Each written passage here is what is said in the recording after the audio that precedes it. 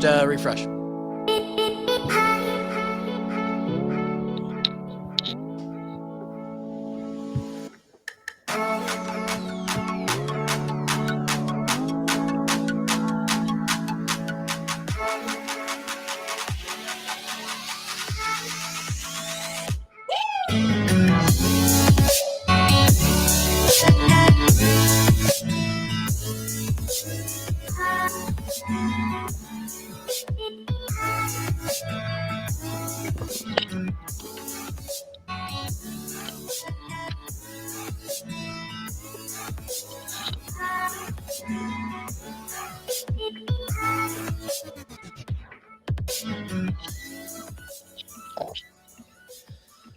Watch the Walkons podcast.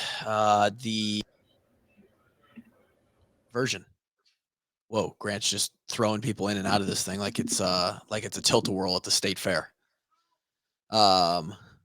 Very relaxed version of the podcast tonight. We just, as some would say, blew our load on the last couple episodes. And Cooper DeSheen, Dallas Clark. And now you just get us. You just get the walk-ons, the originals -1, +1. I don't know why Gary took himself out of this podcast. Gary, you put yourself in the side like you're not a part of this operation. Oh, I think Gary's got a business call or something happening or something. Kev, how are we doing tonight? Good, man. Good to see your face again. Good to see my face. I don't think I've been face to face on one of these things in a month. I forgot that when you're just on the audio, you only get the okay. Yeah. Well, thank you. Is it a better face with no hair? Oh, without a doubt. Yeah. Without a doubt. It's probably a fact that I should have listened to you guys long ago and just gone bald back in like 2018. When did you go bald? Was it 2021, 2020? Dude, it was just last year.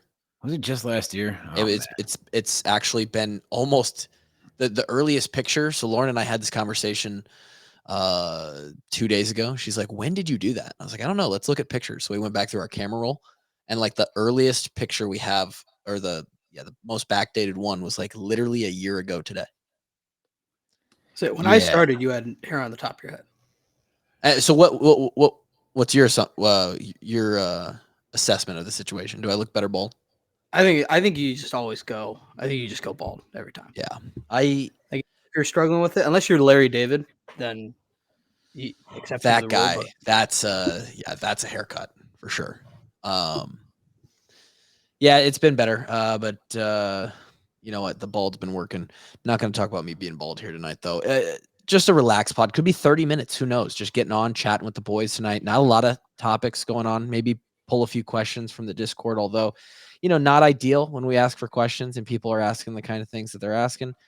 One of the first questions asked tonight in the Discord was something like, do you think Kirk's still getting that action from Mary? And that's out of pocket, as people would say. It's a family show. Was that a Discord or did you put a thing up on Twitter? Or is that a Discord question? That's a Discord question. Yeah, that sounds about right. Right, and I shouldn't be surprised. But it's just, and there's some other obscene ones as well. Leo asked what the favorite workout in spring ball was, and I'm not sure what exactly he's asking there. Favorite workout, like in the weight room, maybe, unless you're calling the practices workouts, which I suppose they could classify as. Really, all the hard workouts happen right now.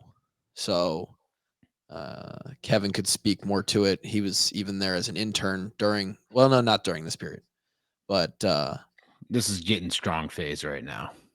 Yeah. How would you classify that? What in your own words, how would you describe these first 8 weeks of? So I'd say you get back, and then after spring break, winter break, after the bowl game, and the first 2 weeks are just get in shape to train. Like you have to get in a certain shape in order to train at a high level, and that's You like have for to 2 weeks. you have to work out so that you can work out. You have to work out so that you can work out at the level you need to work out at. It's Yeah. crazy, right? It is. And then honestly. it's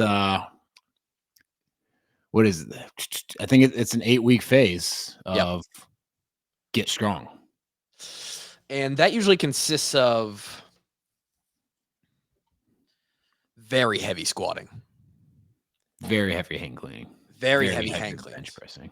Yeah, those three were sort of the primary. We didn't do, for those that are into the nerdier side of like the workout regimen of Division One at Iowa, we did not do traditional deadlift really at all.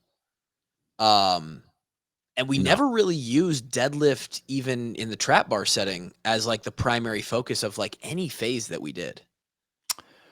Very rarely. I feel like towards like our junior senior year, they started working it in more. Yeah. Um, What do you think about it? What's that?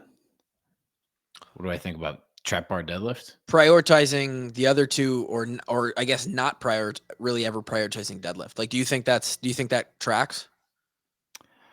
Like standard straight bar deadlift, I'm fully in agreement with that not being part of our program. I don't Sure. think the risk reward ratio is just not there. Right? Yeah, it's exactly the term I was going to use. Yeah. As far as trap bar and back squat, really are training the same movement pattern. So I think you could really just pick one or the other and just kind of go with it. And Yeah. we just kind of lean towards back squat because I think Coach Doyle liked that it engaged the core a little bit more. Yeah. I really wish we would have added in the DiMarco split leg stuff. Oh, dude, that's like almost exclusively what I do now. I know, and I've been meaning to transfer over into it. Like I really want to run have you run it in like a 5x5 setting?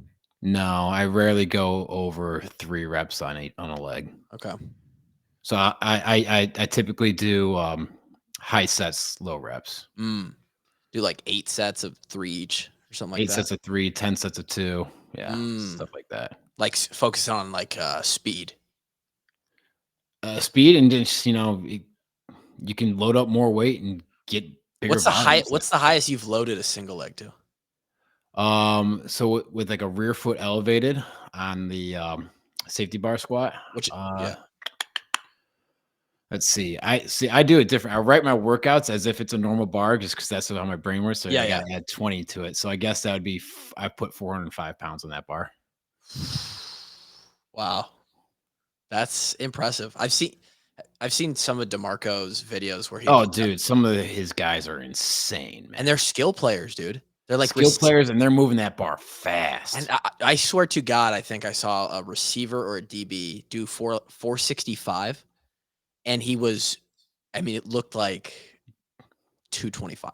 Yeah, just bouncing it up there, man. And he has the numbers to like, he talked about that when he came on the podcast. He's got the data that's like, hey, it is absolutely transferring to like athletic strength, like functional strength, and our team is like super elite on the field. Like it just is. So yeah. It's hard to argue with. And I think especially like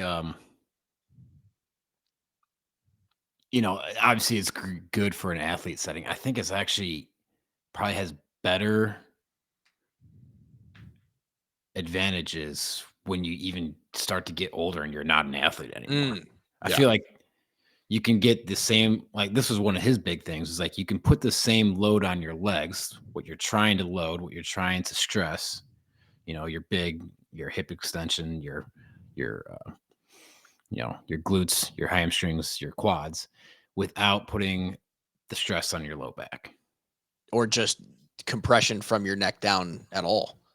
It's like, or, in the way that the back squat hits. Right. Because theoretically, to get the same amount of stress on the single leg, you'd have to double the weight and put it and do a double leg squat, which is doubling the weight on your back, which I think I've even used that, and I asked you if like you focus on speed for the simple thing that like as I've gotten deeper into the training of like, just the depths of training that you can find when you train as much as I do. It's pretty impressive how you can maintain and gain strength. And this is for anybody out there. So now take this to the just your local YMCA and your 3-day-a-week training program for the average person. Like you can sure you can load up more weight on the bar for whatever you're doing, or you can grab a heavier set of dumbbells. But the safer way to do it, and the way that will be less harsh on your body recovery wise, is moving the same weight faster. Mm-hmm. That applying more force. It truly it gets you stronger. Even so, and the way I found out that this really Newton found this out. Well, yeah, 300 years ago. It's force equals mass times acceleration. You move the bar faster with the same amount of weight. Yeah, means that you're applying more force, which that's all the muscle cares about is the amount of force that you're putting on it. Yeah, I hurt my back bad a couple times in the last 18 months and was forced to basically not squat at all for 6 weeks, 8 weeks at a time. But I was able to do a few other things occasionally if I felt good, and I would focus on really, really good speed development, like just how much power can I put on 135 or 185 as opposed to like 275 or 315. And I came back when I was finally healthy, and I was at 95% of my all-time PR. Like I hardly lost anything. Yeah, and it's you'll feel fatigued after doing that too. Yeah, for sure. It's a burn. It's a different kind of burn. Yeah. I mean, again, you're gonna have to, if you're really focusing on maximal speed outputs, you're gonna have to lower your amount of reps in a set. But that's where you can come back to doing a lot of sets, low reps, high outputs each and every rep, and you're gonna get the adaptation that you're looking for. Yeah. So yeah, I try to do at least one explosive day a week still. Yeah, I gotta add more in. It's use it or lose it, man. I know. I try to young. You lift heavy and you move fast. Yeah, I try to sprint. At least once a week. Yeah. Probably doing like 50 to basically a 55 out back behind my house, and I'll just do like 6 or 8 reps. So you're like 20 pounds lighter than you were at your playing weight. Are you faster now? It would be interesting. I've wondered that myself. I feel faster. I definitely feel faster. And the whole idea of like, you put more on your back squat, you jump higher, you run faster, more force development into the ground. Like, I am squatting just as much or more. I'm hang cleaning. Well, I'm not hang cleaning as much, but I'm from the floor without straps, full cleaning just as much. So all my lifts are like pretty much right where I'm at. I don't bench quite as much because you're not, that's just such a college football lift. But like I can jerk 315 and then overhead squat it. Like my strength is all the same. So at a less body weight, it in theory would move that weight faster to its end goal. So yeah, I'd like to think if I lined up for a 40, I could run like in the 4.8s right now instead of a 4.92 that I ran at 2:43. Yeah. Do you think you're faster right now? No. Because you haven't even lost that much weight. I'm at like what I was at when I was playing safety. I'm usually in the 205 to 210 range. Okay. So that's exactly what I was before I moved to linebacker. Yeah. No, I am not faster because I only train explosives once a week. So versus speed work is 4 times a week in most we used to training phases during the year. Man, we used to run that shit. Yeah. It used to get intense. Yeah. Grant, how fast are you right now? I don't know. Felt all right at the flag football field like 6 months ago, but I can't say I'm doing a lot of sprinting lately. Little intramurals? Oh yeah. How'd the team do last year? Oh boy, we had some tough ones out there. It was, it's some kids. I wouldn't say we took it super seriously. It was probably our biggest fault. But hey, we fought hard. Right? Some people do though. Oh yeah. I think there's like a serious league too, which is why I'm like, we're just here to joke around a little bit. So I was in high school.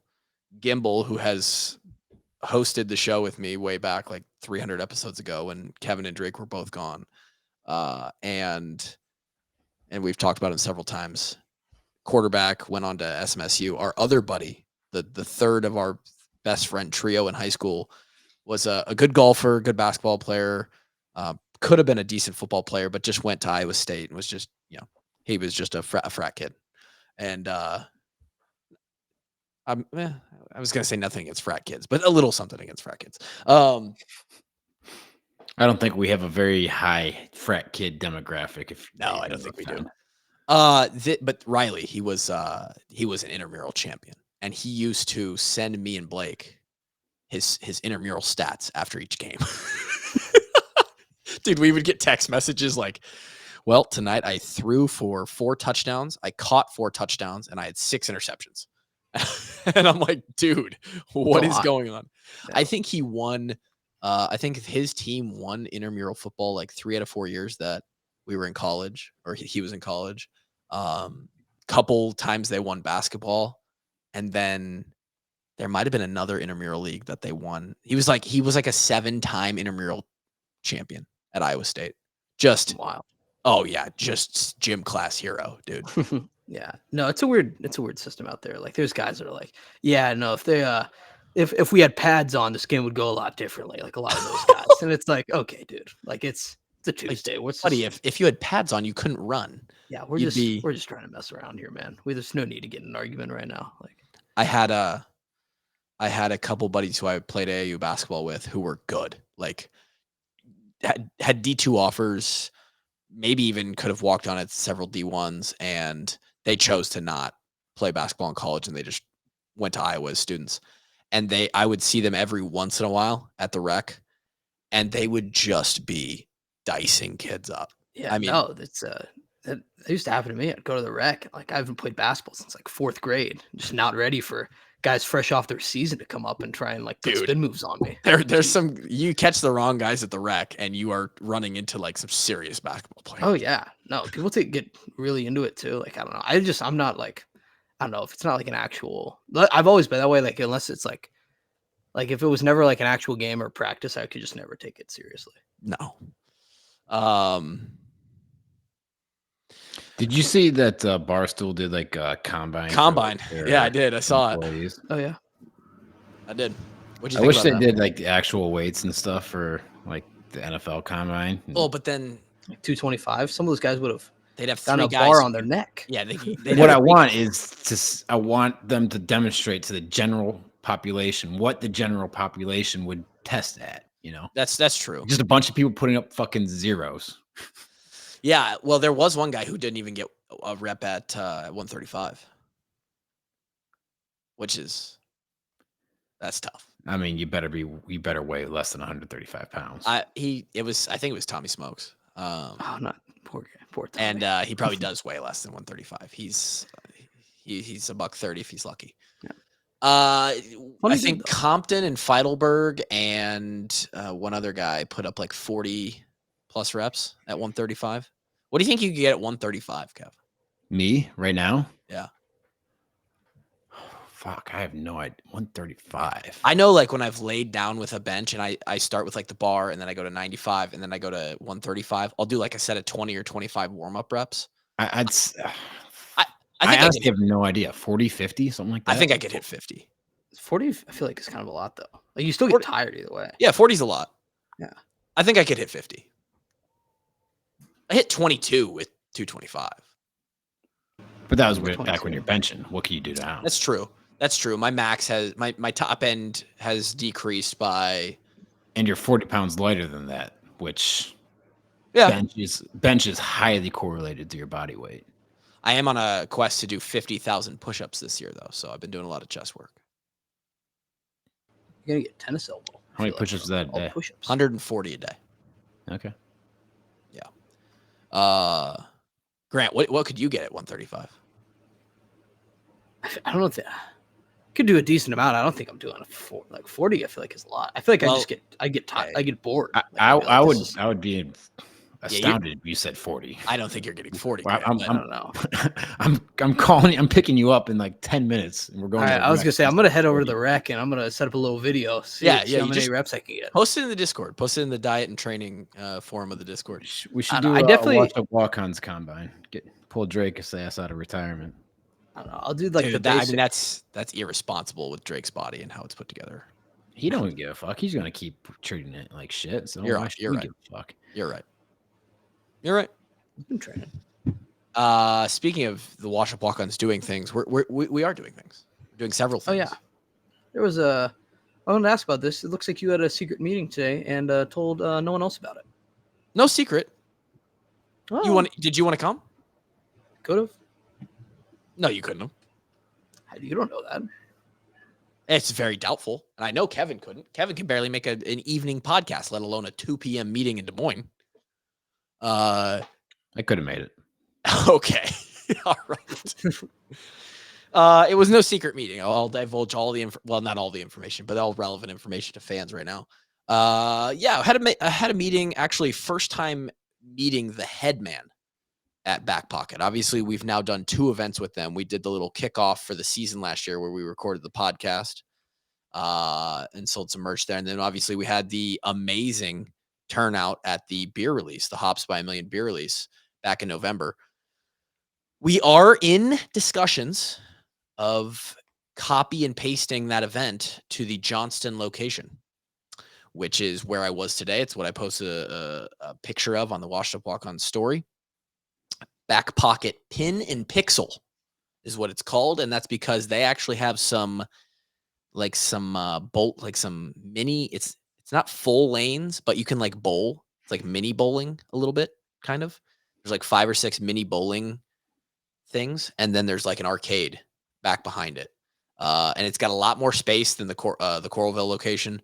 We could throw one hell of a Hops by a Million party, and that's what we were discussing. We were discussing the details of said party that could be happening in the near future, maybe or maybe not. We were also discussing Hops by a Million at the golf tournament, which we will be doing again May 25th. More details to come. Everybody's asking about it. When the sign up goes live, I will tell you guys. I will release it. Don't worry. And the Patreon members will have early access to it, as promised. We were also discussing this upcoming fall and a little bit of a buildup and inventory drop for all 3 Back Pocket locations and distribution into some of your local grocers. So Big time. Hops by a Million coming to a store near you, potentially. That more info to come on all of it. I want to get some extra thoughts from both of you guys. Grant, we got a little bit of yours on DHT yesterday. Kev, what's the debrief on the Dallas episode? People will be listening to this after the Dallas episode comes out. This comes out next week because we're a little preloaded. So what was your thoughts? What'd you think of Dallas? How about the energy on that guy, huh? Dude's electric. I mean, he was so excited in the beginning that that he could barely the guy and thing would go for 100 miles. Unbelievable. He could barely get his answers out. He was so excited. He has so many thoughts rolling around in his head. You can tell he just doesn't even know what to say. Yeah, no, he was an awesome dude. I wish I could have been on the restream here so we could speak face to face, but no, it was all I'd hoped to be and more. We got done with it, and as you guys listened on Monday, it was 2 hours long, and then we talked to him for another hour. Grant, we stood there, and he just kept talking to us.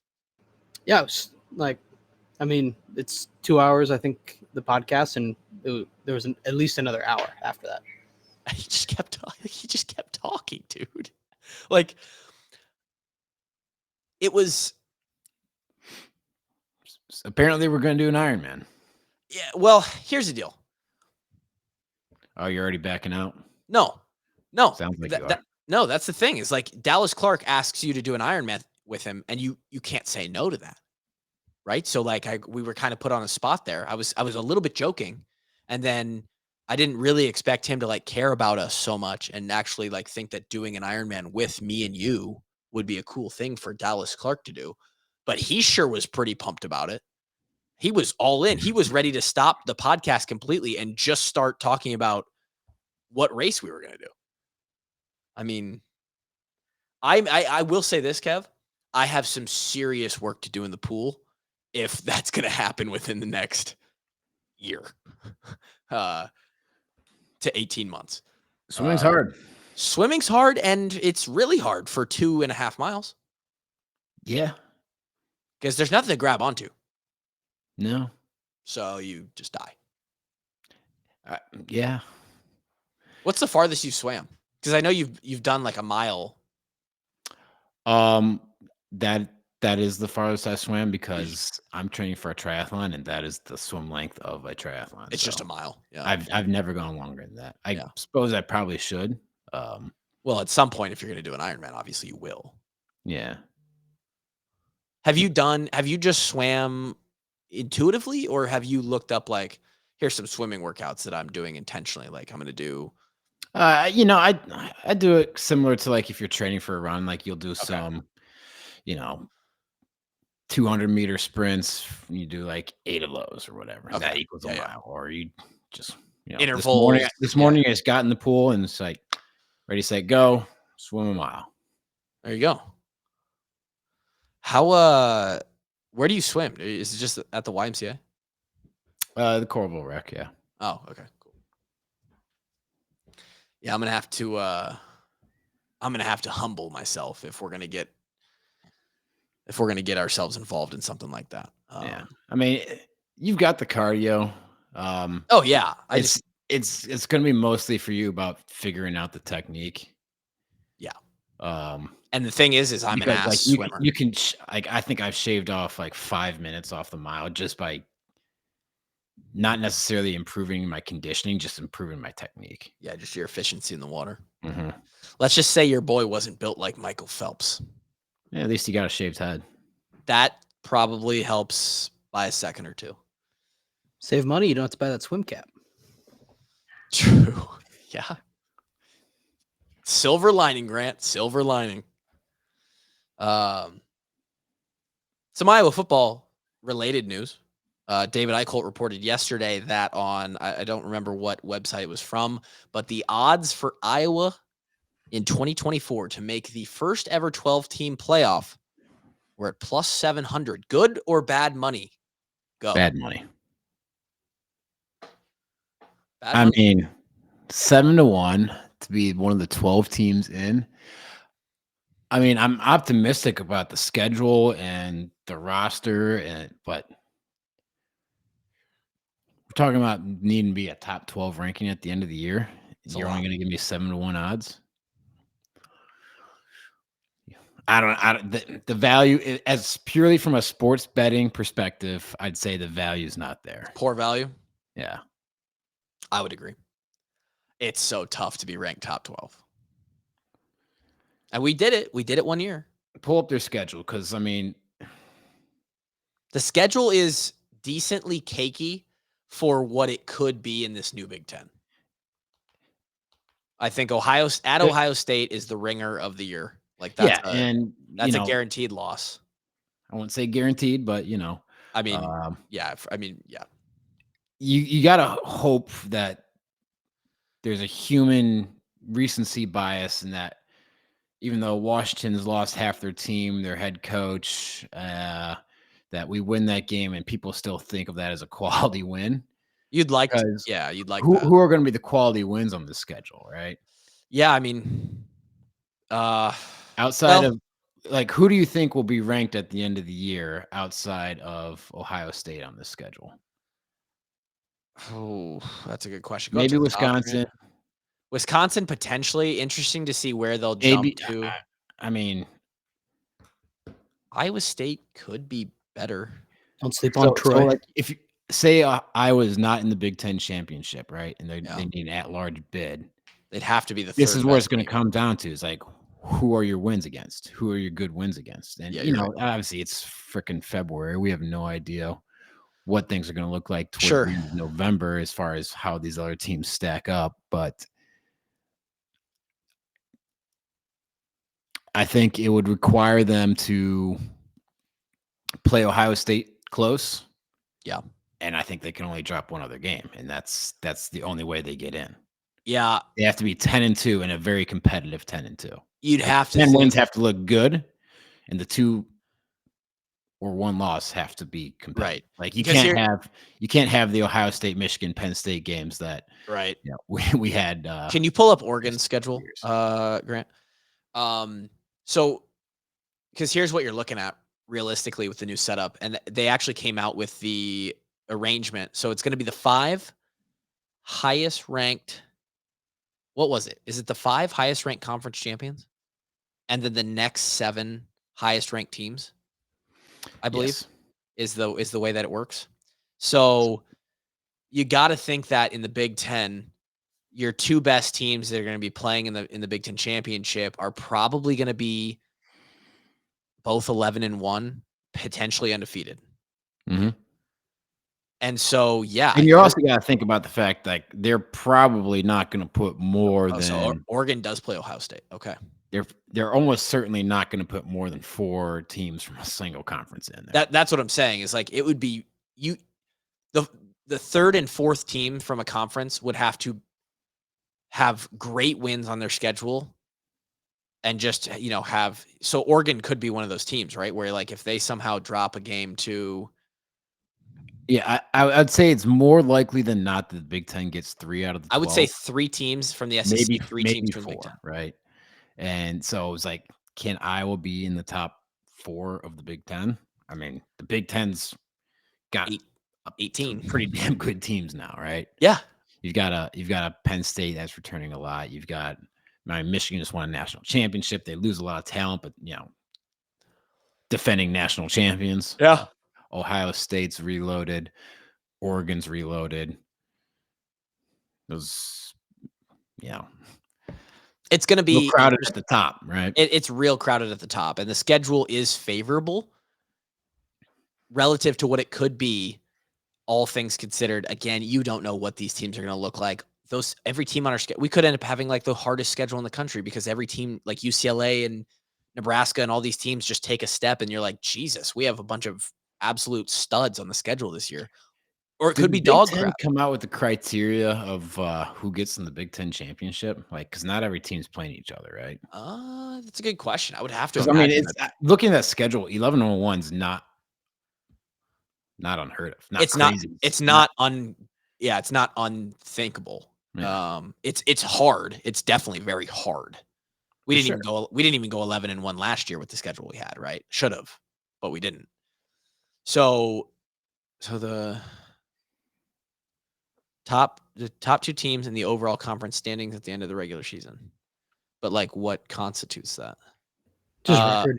Oh, it just says tie. Well, yeah, but what if there's 3 11-1 teams, right? Tie-breaking procedures will be announced later. There is a chance that 4 teams go 13-0 or 12-0. Sorry. Really? They don't play each other? That would be something. Not going to happen, but it would be something. Like say, what if you have like 3 teams at 11-1 who all played each other, all lost to each other, right? And it's like you're going to have to go down to some. I mean, there's just no. I mean, are we going to need a fucking Big Ten championship selection committee? You might. Well, because legitimately, here's what could happen. Ohio State wins out. Ohio State, I guess, is supposed to be like an absolute like powerhouse next year. They're going to be unbelievable. So then let's imagine that, like, okay, Iowa, Oregon, and Penn State go 11-1. Okay. Now I know that this probably isn't the case, but let's say those 3 teams played each other and they round robined wins. So now they all have a win against each other and a loss against each other. Now you have to go to like, what do you go to? Opponents' records or like opponents' winning percentage, or do you go to? So I know like last year and every other year that points scored. Iowa is going to lose that one. It was so your conference record, divisional record, and then it was common opponents. So like say Common opponents, yeah. yeah. And then it's like I think like the record of the teams you played or something like that. The records of like the teams you lost to or something like that. Yeah, something like it's like there's it's gonna get really into the weeds. So there's a couple scenarios next year where 5 teams could all go undefeated in the Big Ten. How much do you, Grant, want that to happen? There is a scenario with Iowa, so I'll allow it. Iowa and Rutgers could go undefeated in the same. We're just turning the world on its head. That's what the world needs. The world needs the Iowa Hawkeyes versus the Rutgers Scarlet Knights in Indianapolis. And they would still be leaving out Oregon and Penn State also going undefeated that year. Wow. Now, Grant, what do you think about Iowa football catching a stray from the Virginia Tech baseball team yesterday? I wasn't prepared. Yeah, I was just enjoying my day. Did you see that, Kev? Yeah, I did. Was the score like what, 14-2 or something? Yeah, like that? 14-2. I mean, it was an Iowa football score. It was just mean. Just like catching a stray from Virginia Tech. Yeah. So I mean, just so going back to like the odds of Iowa plus 700 make the playoff, I feel like people have put it in their psyche that Iowa can win games, but they're not good, and we've kind of become a little bit of a meme, right? So even if we are 10-2, maybe 11-1, the respect isn't there. The committee members may very well be like, we cannot put Iowa like in the playoff. They left out Florida State for the same reason, basically. I know. It's like, yeah, they won games, but they're not good enough to. Yeah, they don't care about record. They don't care about resume as much as they do the eye test. They don't want. Yeah, they're afraid of putting games in there that would be blowouts. Maybe there's a couple of people on the committee who are like, but the eye test says that the Hawks can potentially come out and just staunch anybody's offense. Like it might be a 0-0 ball game in the fourth quarter. We don't know. Or what if we just had a season where it just works and they're like, oh yeah, I was a good team. There is the potential that our offense is just markedly better. I know at this point the fan base and anyone who hears me say that is like, oh, good luck with that one. Like emotionally, this fan base, I don't know if there's a more beaten down fan base, a more unhopeful fan base in all of college football. How can you be unhopeful, man? Because of what's happened. I understand what you're saying. I'm on your side. I'm just saying, it's like it can't get worse, man. It can't. Well, I've said that the last couple of years, but we've hit a low point. That is why people are like, nope. If the Iowa Hawkeye offense was a stock market, I'd be loading up my entire bank account. You'd be buying all the equities I can because it's going to the moon from here. We're at the low. Yeah. Had a little stock market correction. It's time to go on a bull run here. All right? I agree. To the moon. This sort of brings in. I've had this question for a couple weeks now. This plays right in. We got this in the DM somewhere. And I wish I would have put down who asked it. Thank you to whoever asked this. You'll remember. I appreciate you helping add content to the show. Curious as to what would mean more to a program ending the year winning a New Year's Six Bowl like the Rose Bowl or going to the playoff and getting beat. I realize both are rewards for a great season, and teams aren't qualifying for the playoff with the intention of losing. But for instance, Mizzou went 10-2 this year and capped off the year by beating a blue blood in the Cotton Bowl. Seemed like a great consolation for a great year. In the new playoff format, they'd have been the 10 seed heading to Eugene for a first round matchup at Oregon. Yes, they play the games for a reason, but say they lose to Oregon, what would the playoff berth mean versus the alternative of winning that New Year's Six game against, I think they played Ohio State. They did play Ohio State. Yeah. What do you guys think about that? It's a good question, and I think it depends on what year you're talking about. It's also a hindsight scenario where you are saying you are absolutely losing in the first round of the playoff. Right. So it's like, I guess you'd have to look at it from hindsight. It's like looking back at a season. How would you feel better about a season that you won a New Year's Six or lost a playoff game? Because looking at it in forward thinking, you're like, okay, if we get a playoff berth, then we have a chance to win that game. So we're obviously taking that. And I think it depends on which program too, right? Like say you're in the 12-team format now, and you're one of those handful of teams that's expecting to contend for a national championship every year, you're going to feel probably not great about a first round exit from the playoffs. Yeah. As a fan, as a program, like say Ohio State gets bounced in the first round of the playoffs this year, they're going to be upset. They're going to be pissed. Yeah. But it's also kind of a confusing question because New Year's 6 games now are playoff games. Right. Like which games are designated as the. So, I mean, I guess, are you going back in time a few years where like. Yeah, I don't know. Yeah. I'm going to go with that So, Kloof, let's put it in our perspective, right? Yeah, 2015. Would you this is fun. Yeah, let's do this. Would you rather beaten Stanford in the Rose Bowl or won the Big Ten championship and gotten our ass kicked by Alabama? That is essentially what they're asking. That is exactly the scenario. Wow. Wow. Wow. Good question. I'm actually a little bit torn. I thought in listening to the question and as I read it, I thought, oh, this is easy. Playoff berth and a loss. But the emotional side of me of what Christian McCaffrey did to us and like how hyped the fan base was for that game. We hadn't been back to the Rose Bowl in how many years? Undefeated season, close loss in the Big Ten championship. Man, I feel like winning that Rose Bowl would have really meant something.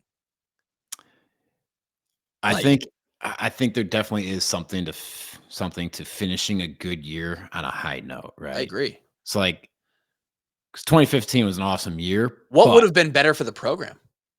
It would have been us winning the Rose Bowl.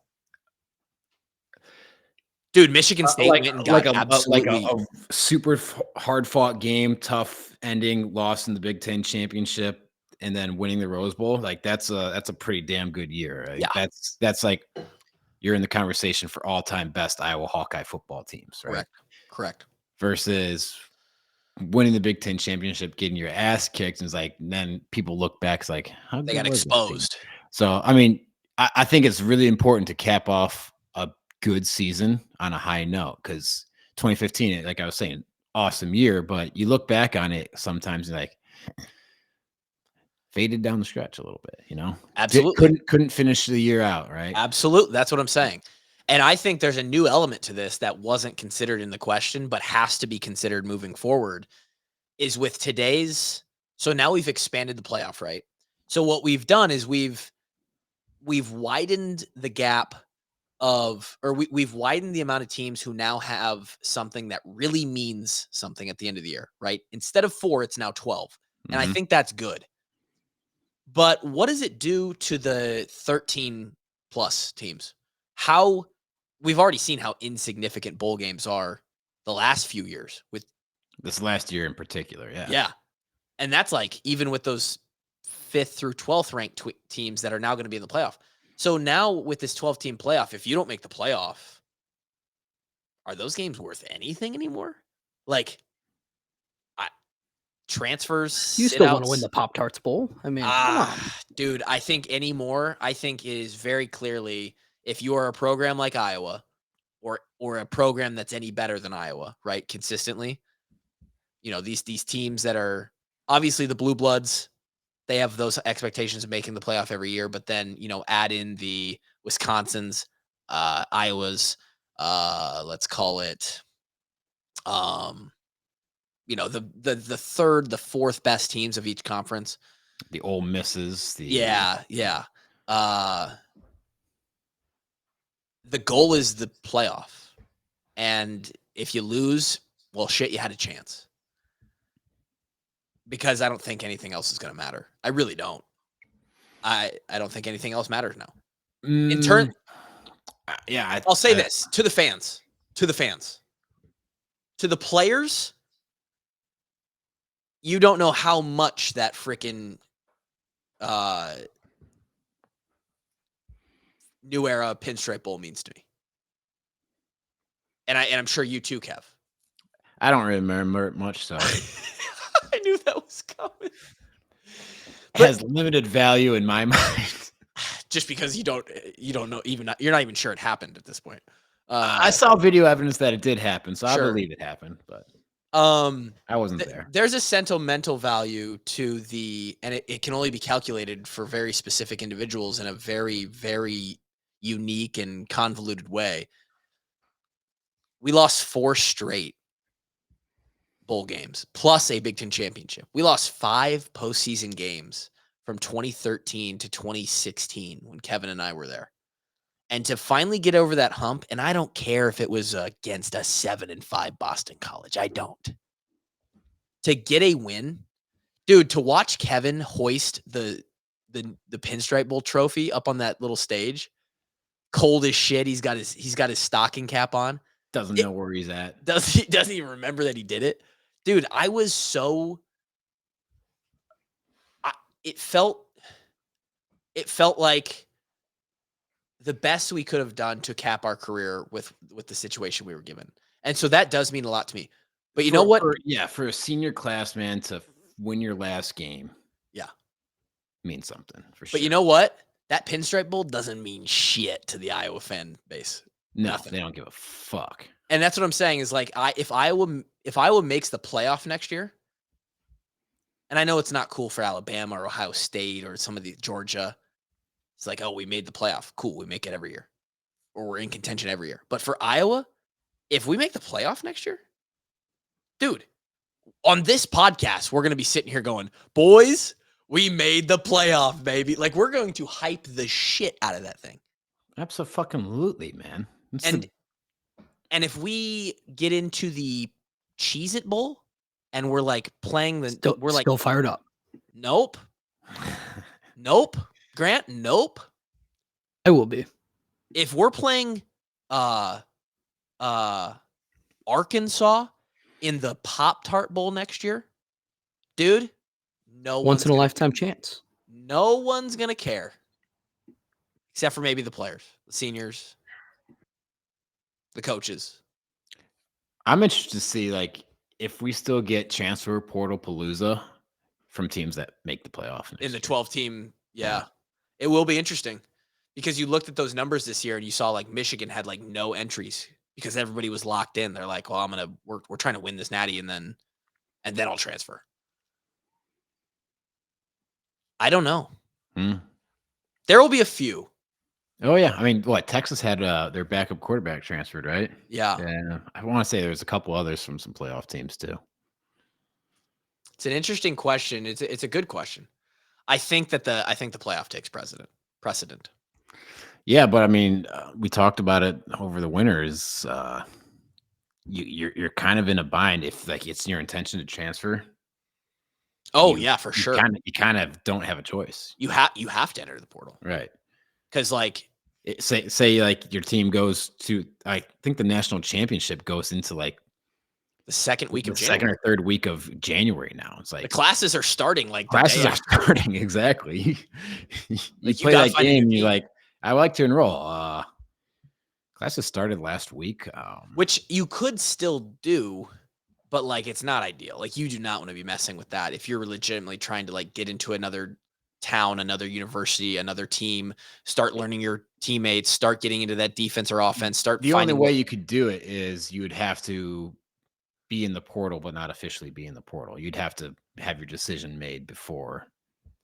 Which a lot of guys do. They do, right? I mean, I would love to know some of the back end conversations and like things that they. Yeah, I don't know, man. I'm going to ask Kate about that. Maybe not. Maybe I won't. I mean, there's a lot of speculation that he was pretty dead set on Iowa before he officially entered the transfer portal. But I ain't trying to get Iowa in trouble. So we got to find other people from other teams to ask that question to. I don't know. I'm going to go eat Ben & Jerry's ice cream. That sounds great. What flavor? Yeah, tonight dough. Love it. Tonight dough? Yeah. Nice. Yeah. And my only other shout out is for everyone who loves CrossFit, which I know is everybody on this channel. The CrossFit Open starts this week. 3 weeks of a workout that comes out on Thursday. Everybody can participate. You just find yourself a little gym. You know, you might need a dumbbell or a pull-up bar. Test your fitness this year. getting that CrossFit Open, right, Grant? I'm unfortunately busy. I have this thing. Right. It'll be. I got a conflict, but hey, you know what? I really wish I could be there. Project due, paper to write. Yeah. Next year, maybe. Any last words for this chill session podcast? I think you should be able to storm the court in a basketball game. Oh, so here's my thought on that. Easy fix, right? You just like the Jay Billis easy fix, or yeah, you rest everybody. What a crazy statement. That was that was a little bit off the walls.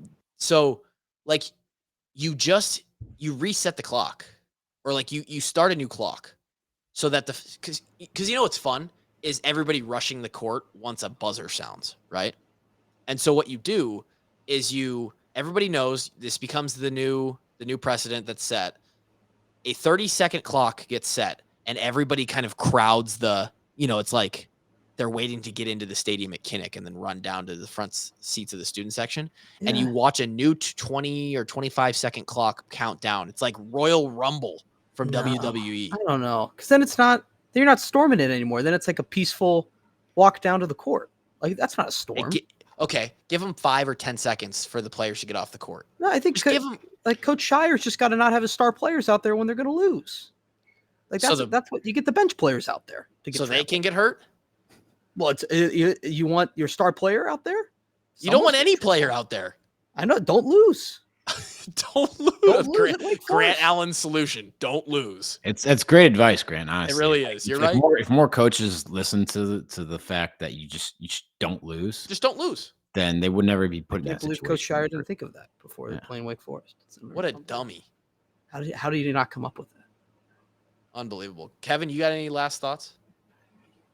Recommendations for the people out there?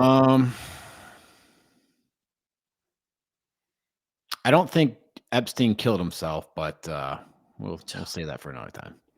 Agreed. Thanks for listening. We'll talk to you next time. Peace.